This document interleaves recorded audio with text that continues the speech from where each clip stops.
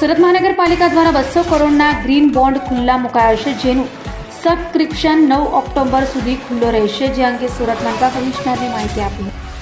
સુરત મનપાએ 200 કરોડના green bond આજથી ખુલ્લા મૂક્યા છે, તો સબસ્ક્રિપ્શનનો છેલ્લો દિવસ 9 ઓક્ટોબર છે.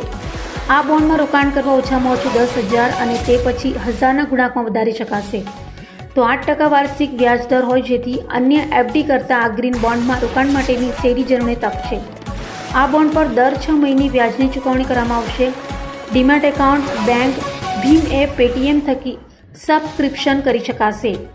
60% ક્વોલિફાઈડ ઇન્સ્ટિટ્યુશનલ બાયર્સ એટલે કે QIB, 25% કોર્પોરેટ અને હાઈ નેટવર્થ ઇન્વેસ્ટરો એટલે કે HNI તેમજ 15% રિટેલર ઇન્વેસ્ટરો માટે અનાયત રખાયો છે. ગ્રીન બોન્ડ થકી શહેરના પર્યાવરણના વિકાસ માટે ભંડોળ એકત્ર કરાશે.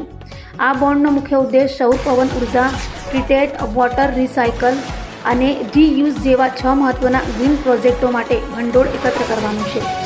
આ બોન્ડને લંડનની ક્લાઇમેટ બોન્ડ ઇન્સ્ટિટ્યૂટ સંસ્થાએ પણ સર્ટિફાઇડ કર્યો છે. મિનિસ્ટ્રી ઓફ હાઉસિંગ તથા અર્બન અફેર્સ દ્વારા અમૃત 2.0 યોજના હેઠળ આ ગ્રીન બોન્ડ IPO બદલ પ્રોત્સાહન તરીકે પાલિકાને 20 કરોડની સબસિડી આપવામાં આવશે, તેમ પણ જણાવાયું હતું. સુરત મહાનગરપાલિકા દેશમાં નંબર 1 મહાનગરપાલિકા પ્રસ્થાપિત થવા જઈ રહી છે. સુરત મહાનગરપાલિકા દેશમાં સૌપ્રથમવાર ઇન્ટરનેશનલ ગ્રીન સર્ટિફિકેટ સાથે ગુજરાત રાજ્યનો પ્રથમ 200 કરોડનો પબ્લિક ઇસ્યુ આજે બહાર પાડ્યો છે. 2-3 દિવસ પહેલા નેશનલ સ્ટોક એક્સચેન્જમાં રોડ શો કર્યો હતો, ત્યારે હું ને કમિશનર જોડાણા હતા. ત્યારે અમે સુરતની જે વાત મૂકી, એટલે સુરત મહાનગરપાલિકા જે રીતે અત્યારે કામ કરી રહી છે, 2019માં સુરત મહાનગરપાલિકા દ્વારા 200 કરોડના બોન્ડ બહાર પાડવામાં આવ્યા હતા. તેને 2024માં સફળતાપૂર્વક રીએમ્બર્સ કરવામાં આવ્યું છે.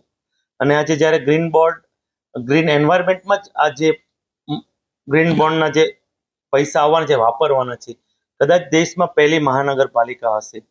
આપણે 2019માં ડેડિકેટ ઈ વ્હીકલ પોલિસી બહાર પાડી હતી. તેના સફળતાપૂર્વક 5 વર્ષ ગણીએ તો ઈ વ્હીકલમાં ગુજરાતનું 35% જેટલું ઈ વ્હીકલ આજે સુરત મહાનગરપાલિકામાં છે. ને ગ્રીન ઈ વ્હીકલ પોલિસી આ વર્ષે આપણે લોન્ચ કરી છે. તેના પણ 5 વર્ષ પછી સુરત મહાનગરપાલિકાને સારું રિઝલ્ટ મળશે. એટલે સુરત મહાનગરપાલિકાએ આ વર્ષે ઐતિહાસિક 10,000 કરોડનું બજેટ બહાર પાડ્યું હતું. તેમાં 10% ગ્રીન એન્વાયરમેન્ટ અમલીકરણના પ્રોજેક્ટ પર ભાર મૂક્યો હતો, અને તેને મહાનગરપાલિકા સફળતાપૂર્વક કામ કરવા જઈ રહી છે અને કામ કરી રહી છે. તેના ભાગરૂપે મને કહેતા આનંદ થાય છે કે સુરત મહાનગરપાલિકા એટલે આપણા સૌ ઉપર દેશે અને સુરતીઓને ગુજરાતે વિશ્વાસ મૂક્યો છે, ત્યારે જ આજે આટલું ભરણું આજે થયું છે. હું આપના માધ્યમથી રિટેલમાં હજી પણ સુરતના નાગરિકો સહભાગી બને, કારણ કે આ જે પ્રોજેક્ટ થશે એમાં એનું યોગદાન આવશે અને એની પ્રોજેક્ટમાં એમ થશે કે મેં પણ સુરત મહાનગરપાલિકામાં યોગદાન આપ્યું, તે અમારી ભાવના છે. વધારે નહીં કહેતા હું ફરી એકવાર આપના માધ્યમથી અપીલ કરું છું, રિટેલમાં હજી પણ 9 તારીખ લગીન છે છેલ્લી, તો હજી પણ સુરતના નાગરિકો આમાં ભરણોમાં સહભાગી બને અને પોતાનું યોગદાન આપે. અત્યારે સુધીમાં આજે 7.5 ગુણા 7.5 ટાઈમ્સ આ બોન્ડ ઓવર સબસ્ક્રાઇબ થયું છે.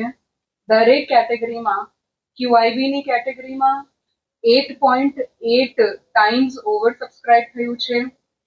HNI ની કેટેગરીમાં 7.48 ટાઈમ્સ ઓવર સબસ્ક્રાઇબ અને રિટેલની કેટેગરીમાં 3.3 ટાઈમ્સ ઓવર સબસ્ક્રાઇબ થયું છે. એટલે આજે ગ્રીન બોન્ડે એક ઇતિહાસ ઇન્ડિયાના કેપિટલ માર્કેટમાં સર્જાયું છે. એક તરહ સે બધા જ લોકોએ ખૂબ સારું વિશ્વાસ આ ગ્રીન બોન્ડમાં મૂક્યું છે. 8%નું ઇન્ટરેસ્ટ રેટ છે, જે ખૂબ સારો ઇન્ટરેસ્ટ રેટ ઇન્વેસ્ટર્સ માટે છે. 200 કરોડનું ગ્રીન બોન્ડ છે અને આમાં 60% QIB, 25% HNI અને 15% રિટેલ ઇન્વેસ્ટર્સના સાથે સમાજના દરેક ક્ષેત્રના લોકોને આમાં સબસ્ક્રાઇબ કરી શકે, આ માટેનું સુરત મ્યુનિસિપલ કોર્પોરેશનનું ઇનિશિયેટિવ છે. સાથે સાથે એન્વાયરમેન્ટના કન્ઝર્વેશન અને પ્રિઝર્વેશનના પ્રોજેક્ટમાં લોકોની સહભાગિતા થાય એના માટે આ જો ગ્રીન બોન્ડ રિટેલ ઇન્વેસ્ટર્સ માટે બહાર પાડવામાં આવ્યું હતું. આ રિટેલ ઇન્વેસ્ટર્સે પણ ખૂબ સારી રીતે એમને પ્રતિભાવ આપ્યું છે અને 3 ગુણા વધારે રિટેલ ઇન્વેસ્ટર્સે આ ગ્રીન બોન્ડમાં પોતાનું સબસ્ક્રિપ્શન બતાવ્યું છે.